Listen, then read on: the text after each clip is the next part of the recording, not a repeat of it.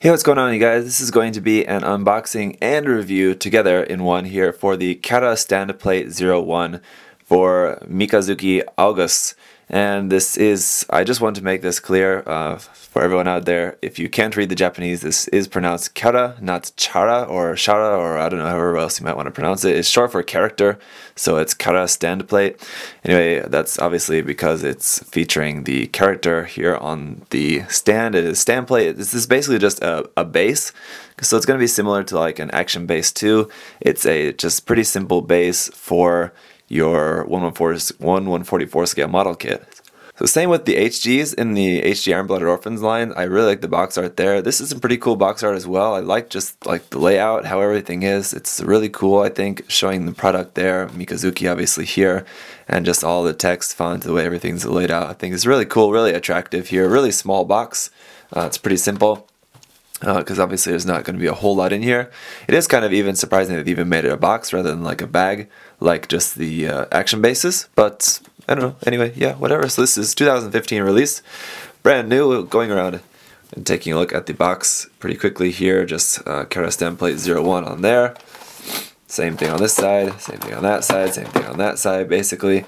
On the back though, we are going to have a little bit more here, showing a little bit more about this. At the top there, I believe that's just going to be some information about Mikazuki, and then in the center, just showing off a little bit about like what actually comes into the box. We get the articulated kind of arm in clear, and the base, which is made up of 3 different parts. The bottom part, the actual color image, sorry, out of focus there, and then the kind of black part, which is going to make up all the black lining for making that image. Now here it is pictured with the Barbatos. I'll go ahead and put my Barbatos on it here once I've got it all out.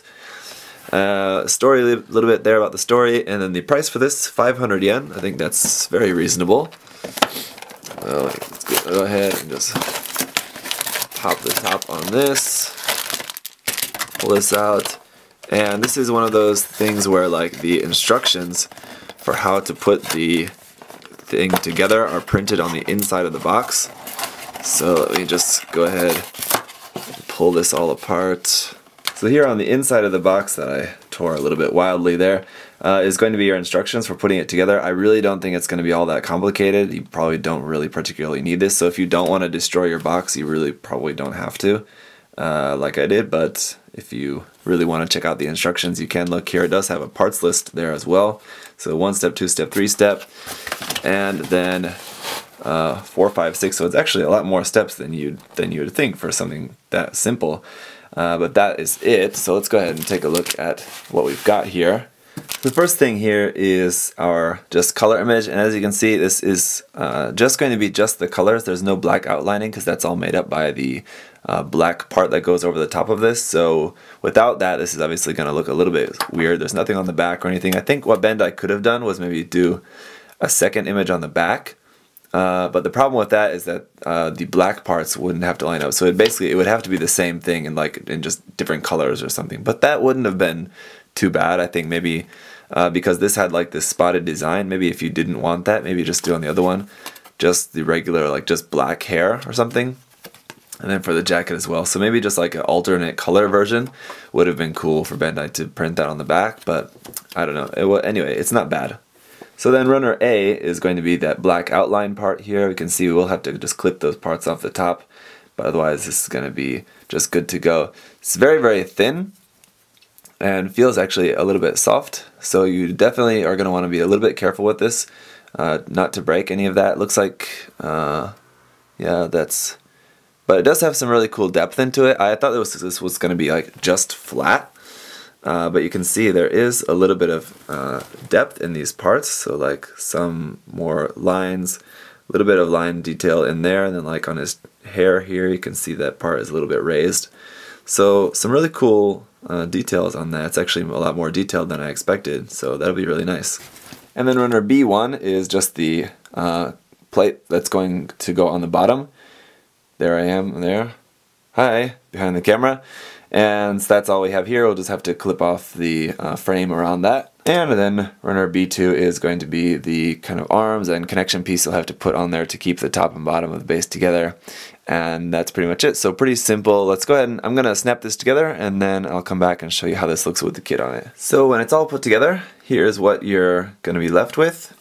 The clear piece on the bottom helps to hold the paper flat against this black part, so that paper is not going to sag down or anything like that over time, which is cool.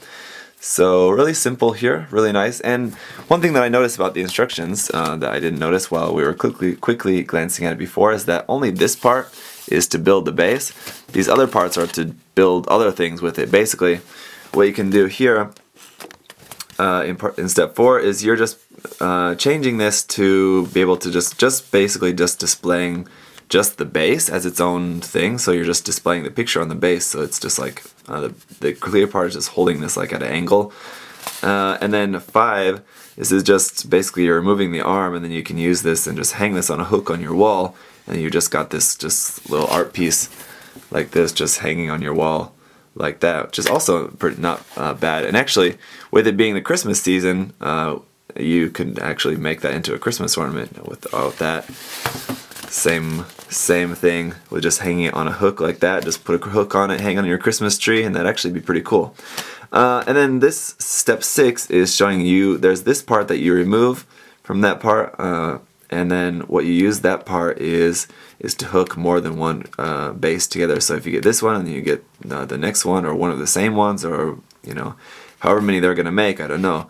But you can connect these together using that part there. So that's what these other steps are for, different variations that you can do with it. This is the only thing for the actual construction. So let me bring up my barbatos. And of course this peg is just going to peg up underneath there. We do have 2 points of articulation, 3 point, well I guess it's 3-ish I should say. It does rotate here, so that's nice, and then at the bottom part it does also move, but it's the kind you can't just move it, you have to take it out and then readjust the angle, because it's just got these, what do I want to say, like gear cogs there, so you can adjust that. I'm going to have it just slightly forward there. And then this one at the top is the same kind of thing, so you just have to choose whichever angle you want. But it seems like there would be enough variations with this. You can pretty much do whatever you want. I'm gonna go for something like that, pretty much like a hat, and the barbatos is just gonna go straight onto there. There we go. I had to pose up my barbatos first, but as you can see, of course you don't have to use a barbatos Gundam, you can use whatever you want, but I think it just makes sense in this case, considering that the barbatos is pictured on the base as well as its pilot there. So that's pretty much it. It's a really cool little base. Definitely it's nice to see Bandai producing something different than just the regular action base 1 and 2, things like that. The very simple action base that we got, like with the Super Fumina and the Hyakuri recently, this is similar to that basically, but a lot cooler I think, and a lot more interesting obviously, and it's more useful as well. It's more articulated, so really cool little thing you can get for just adding, you know, $5 onto the cost of your barbatos. You can get a really awesome like special stand kind of just for that. So definitely worth it, I think. Thank you guys for watching. If you have any other questions or comments about this, of course leave those down below. Also, before I forget, I need to say thanks to MindFenix Hobby Store as always for getting me this base to share with you guys. I do also have the Olga version. We'll be taking a look at that next or shortly. And then I believe we do also have a McGillis one coming out fairly soon too, so we'll be checking that one out when that comes. So thank you guys for watching. I'll see you next time. Bye bye.